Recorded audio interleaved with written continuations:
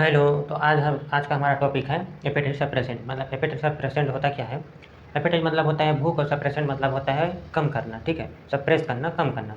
तो यहाँ पर किस चीज़ के बारे में बात करें? एपेटाइट मतलब भूख। भूख को कम करना है। क्यों करना है हमें? ठीक है, तो भूख को इस कारण से कम करना है क्योंकि ज़्यादा कई जने क्या करते हैं, ज़्यादा ओबेसिटी हो जाता है, ज़्यादा फैट जमने लगता है, ज़्यादा खाना खाने लगते हैं। ठीक है, जो मिनिमम लेवल तक के खाना खाते हैं वो जहाँ तक तो ठीक है, लेकिन एक लेवल से ज़्यादा खाना खाना, या फिर अभी तुरंत खाना खाए उसके जस्ट बाद खाना और खाने का मन कर रहा है, या फिर आप कुछ मतलब एक्स्ट्रा खाते हैं, ओबेसिटी ज़्यादा हो रहा है। ठीक है, तो उसमें क्या होता है, फैट जम रहा है, इसमें हमें एपेटाइट सप्रेसेंट देना पड़ता है। मतलब हमें भूख को कम करने के लिए कुछ ड्रग देना पड़ता है। ठीक है, जिसके हम डेफिनेशन की बात कर रहे हैं, तो दीज आर दो drug which are used for appetite suppressant. मतलब ऐसा ड्रग या ऐसे सप्लीमेंट या फिर जो कुछ भी यूज करें, जो ऐसे यहाँ पर हम ड्रग यूज करने वाले हैं, तो जो सप्रेसेंट करे, हमारे भूख को कम करे, उसको क्या बोलते हैं?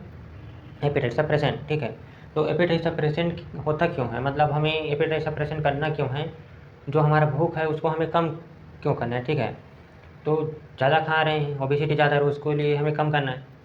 तो इसका कॉजेज़ क्या है, मतलब क्या कारण है कि हमारा भूख एक्स्ट्रा हो लेवल तक जा रहा है? मतलब हम ज़्यादा खाना खा रहे हैं, एक मिनिमम लेवल तक खाना खाना चाहिए। ठीक है, हमारे बॉडी जहाँ तक, वहाँ तक एनर्जी कंज्यूम करे, वहाँ तक खाना चाहिए, यहाँ तक तो ठीक है।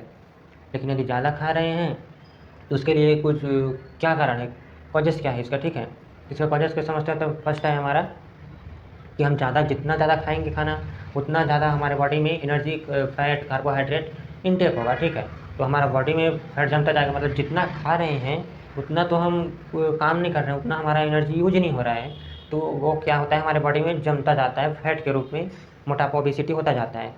तो इसमें क्या करते हैं कि हमें इसे ट्रीट करना है, क्योंकि ज़्यादा मोटापा, ज़्यादा हाई लेवल तक ओबेसिटी होना, ये हमारे बॉडी के लिए ठीक नहीं है। ठीक है, हमारे बॉडी के लिए ये गलत हो रहा है। मतलब हम जितना खा रहे हैं उससे ज़्यादा हो रहा है, हमारे एक कॉजेज़ के रूप में आ रहा है। ठीक है, तो इसकी हम कुछ ट्रीटमेंट की बात भी कर सकते हैं। ठीक है, यहाँ पर ट्रीटमेंट के लिए कुछ ड्रग हैं। तो यहाँ एपेटाइट सप्रेसेंट को हम और दूसरे लैंग्वेज में क्या बोलते हैं? एनोरेक्सिजेनिक एजेंट। ठीक है, इसे हम एनोरेक्सिजेनिक एजेंट भी बोलते हैं, जो एपेटाइट सप्रेसेंट ड्रग है उसको। ठीक है, जो कि भूख को कम करने वाला है। तो यहाँ पर हमारा फर्स्ट देखते हैं centrally drug drug adrenergic agent. ठीक है, मतलब ऐसा ड्रग जो हमारे सेंट्रली एक्टिंग पर, मतलब जो हमारे सीएनएस पर काम करता है, मतलब ऐसा जो हार्मोन पर करता है। ठीक है, तो कौन सा, जैसे कि डोपामिन हो गया, नॉन एड्रेनलिन हो गया, इसके रिलीज होता है, उसको यहाँ पर क्या करते हैं, रीअपटेक होने से रोकता है यहाँ पर। ठीक है, मतलब जो इसे बोल सकते हैं कि जो हमारा ब्रेन है, ठीक है, हमारा ब्रेन से हमारे जो बॉडी में हार्मोन जा रहा है, उसको यहाँ से फिर से रीअपटेक स्टोर होने से क्या करता है, रोकता है। ठीक है, तो इस क्लास का ड्रग है, जैसे कि एम्फेटामिन हो गया, बेंज एम्फेटामिन हो गया, इस क्लास का ड्रग है जिसको हम ले सकते हैं, जो हमारे ओबेसिटी को, हमारे जो मोटापा ज़्यादा हो रहा था, ठीक है, हमारा भूख ज़्यादा हाई लेवल तक जा रहा था, उसको कम करेगा। सेकेंड आता है हमारा सेरोटोनर्जिक एजेंट, मतलब ये हैप्पी हार्मोन भी बोलते हैं इसको। ठीक है, तो इसका इस क्लास का एग्जाम्पल जैसे डेक्साफेनफ्लोरामीन, फेनफ्लोरामीन, ये क्या करता है, जो आपके बॉडी में जो ज़्यादा एसिड का प्रोडक्शन हो रहा है, मतलब जितना ज़्यादा आपके स्टमक में लाइपेज एंजाइम, एमाइलेज, जितना ज़्यादा सलाइवा बनेगा, जितना ज़्यादा आपका एचसीएल प्रोडक्शन होगा, उतना ज़्यादा आपको भूख लगेगा। ठीक है, क्योंकि आपके प्रोडक्शन को बढ़ा रहा है एचसीएल को, स्टमक में डाइजेस्टिव एंजाइम को, तो उसको ये क्या करता है, कम करता है एसिड का प्रोडक्शन को। डेक्साफेनफ्लोरामीन और फेनफ्लोरामीन। ठीक है, यहाँ पर सेकंड हो गया। यहाँ पर आते हैं थर्ड। थर्ड क्या करता है, सेबुट्रामीन 5-HT ड्रग है ये। ठीक है, तो सेबुट्रामीन क्या करता है, ये जो एसिड का प्रोडक्शन है उसको कम करता है ये भी।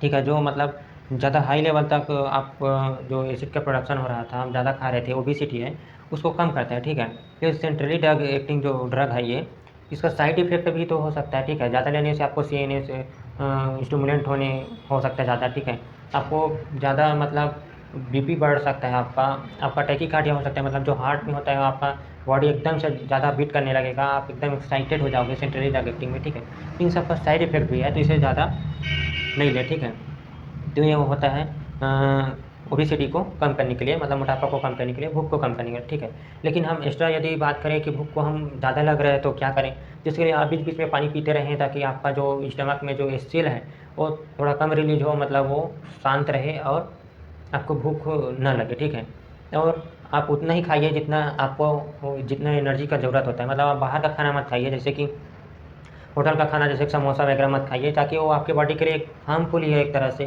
क्योंकि उसको खाने नहीं खाने से उतना ज़्यादा हमारे बॉडी को फ़र्क नहीं पड़ेगा। हमें फ़र्क पड़ेगा न्यूट्रिशन से, मतलब आप हरे पत्तियाँ सब्जियाँ खा सकते हैं। अब रोटी सब्जी चावल खाइए, नॉर्मली तौर पर आप खाइए, और रोज़ एक्सरसाइज करें ताकि आपका बॉडी एकदम मेंटेन रहे, ठीक है।